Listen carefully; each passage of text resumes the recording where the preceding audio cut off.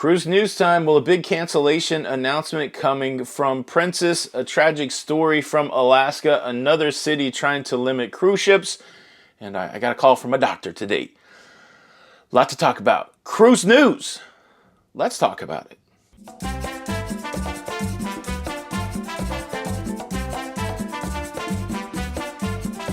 Hey, what's up, everybody? Welcome to Lido, Loca. I'm your host, Tony, here with the latest cruise news updates. It is the 10th of August, 2022, and I am on location on the NCL Encore from Icy Straits, Alaska. Icy Strait, the replacement port for us since Skagway, Alaska, with all their turmoils, got canceled. And I haven't been to Icy Straits. Not sure that I'm going to go over there or not. I'm kind of in a rest mode, but there's a lot of stuff going on that I felt like I should jump out and talk about.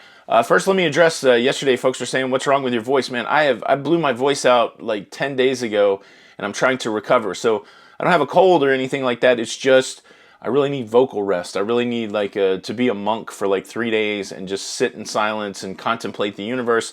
But I don't have those 3 days because we're having a blast here on the NCL Encore. Let me run through some cruise news. I'm giving you a cruise update, what we did yesterday in Juneau, and then I'll tell you about the call from my doctor. Cruise news story number one, Princess is canceling 11 itineraries on a cruise ship that they just put in San Diego, California, because of staffing shortages. The cruises that are being canceled were set to occur on the infamous Diamond Princess. You may remember Diamond Princess early in the whole shutdown. That was a popular name. In a statement released by Princess, part of the conversation was they wanted to make sure that on the other ships that are running at nearly full capacity, they want to make sure that they are staffed well enough to give that Princess experience. Unfortunately, just not enough staff to make it happen for the Diamond Princess. Feeling it is better to cancel those cruises than to give a subpar service experience. I can get behind that. Of course, it's a bummer for people that are scheduled to cruise out of San Diego during that time from September to November the 13th. Princess offering a 100% future cruise credit plus some onboard credit if you want to go on a different cruise. They'll move you onto a different cruise, give you some future cruise credits, or you can get a full refund. So there's some Princess customers out there making some decisions. Definitely cancellation day for thousands of folks. Were you on any of these San Diego Princess cruises? If so, leave a comment below so that we can commiserate with you. Cruise news story number two, tragic story coming from Juneau. I was just in Juneau, Alaska yesterday, where a crew member has gone overboard on a Holland America ship, and they haven't been able to find them. So this is a fairly common outcome, unfortunately, when it comes to a man overboard circumstances. Somebody goes overboard. Very, very rarely does the outcome turn out positive. It's unfortunately part of cruising. It gets the attention that it does. It's not a high percentage of people that go overboard, and they're going to continue to probably update what the situation was. But regardless of the why or the what, it's just tragic. And so our thoughts and prayers go out to the family that of this person that went overboard, this crew member, and hopefully, it's just horrible. So, yeah, tragedy coming out of Alaska. Cruise news story number three, we have another city that has managed to get on the ballot a possibility of limiting the amount of cruise passengers in their town, in their city. This time we're talking about Portland, Maine, a very popular port up on the east coast of the United States, part of that cool cruising up and down the east coast of Canada and the U.S. I still haven't given the full details, but very soon I will be taking that cruise, possibly on a Holland America ship. How about that? That's a big tease. I'll make that announcement when all of the deets get finalized. There is a political organization there in Portland, Maine that was able to introduce 5 items for referendum, 5 items for vote. And one of those items was to limit the amount of cruise passengers that could go into Portland, Maine on a daily basis, asking to limit it to 1,000 passengers. The rhetoric on this thing is crazy, as it is most of the time in politics. The reason for limiting the passengers is because they believe that cruising won't exist in 10 years. So it's interesting from that perspective. Of course, the local business owners are opposed to this. So at least it's not like local businesses are saying, don't bring the tourists our way. It'll be interesting to see how it plays out. But if it gets all the way to the point where people vote, you know how it is. People can be you can get the vote sometimes. So hopefully this turns out to be much ado about nothing, and Portland will continue to be a prominent stop on cruises up the East Coast. Don't take away my lobster roll. How about that? So those are the major cruise headlines right now. Now let me give you an update about how our cruise in Alaska is going. But before I do that, let me quickly invite you to subscribe. If you like staying up to date with everything that's going on in cruising, did you expect the jazz hands? Cruising. Please consider subscribing with the notification bell on. That way you don't miss out on any of these episodes. We're trying to get to 187,000. We are on our way, and then from there, the sky is the limit. It's going to be like hitting the top button in the Wonkavator.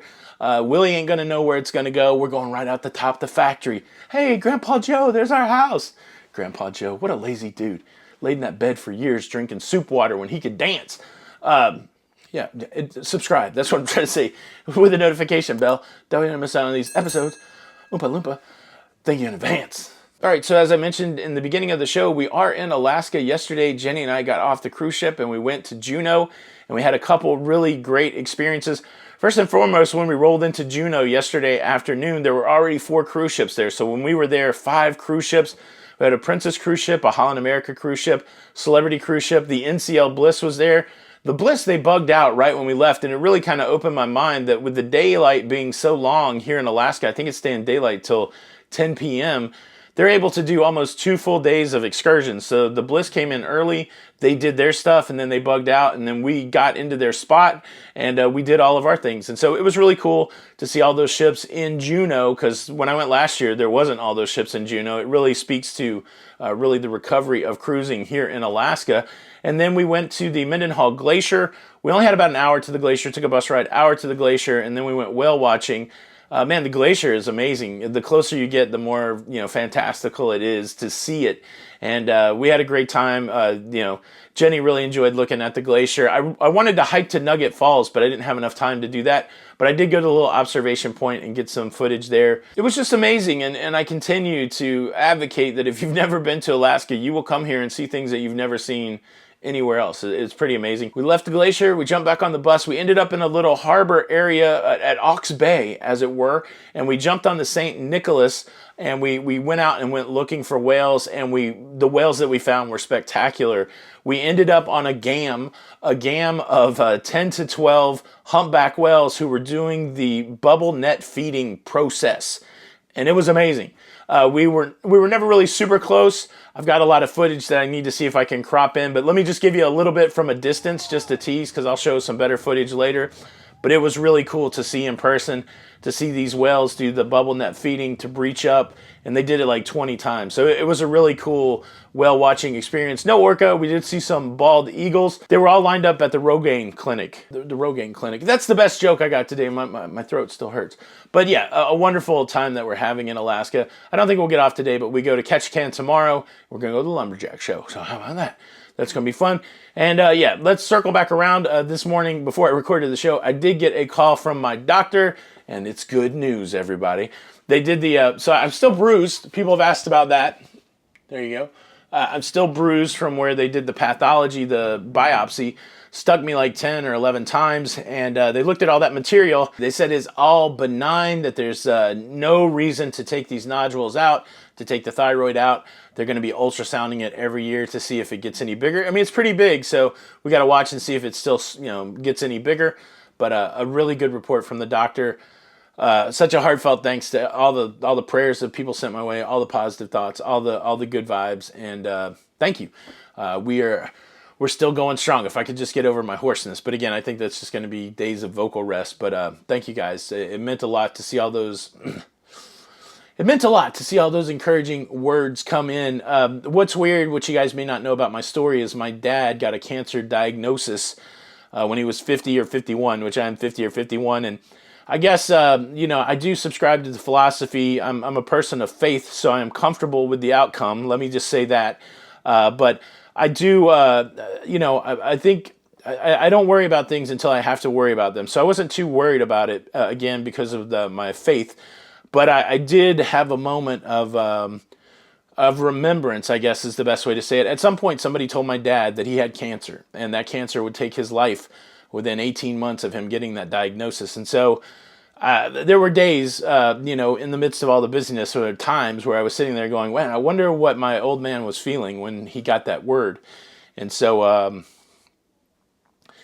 it was good to get the other word, and a lot of it was good to get the other word. So thanks. That's what I'm trying to say. I appreciate you guys watching the show today. Time for you to sound off. I am going to encourage you to hit the like button, and unfortunately, if you don't hit the like button, well, I will be forced to punish you, and your punishment will be this: everybody's going to have to come to Alaska next year and see all this beauty. So, and maybe you don't hit the like button. That's what happens if you don't hit the like button. You can't come to Alaska or the next beautiful place. So, do us all a favor: hit the like button. Tony for Lido Loca. Till the next time, we'll see you on the Lido. Bye.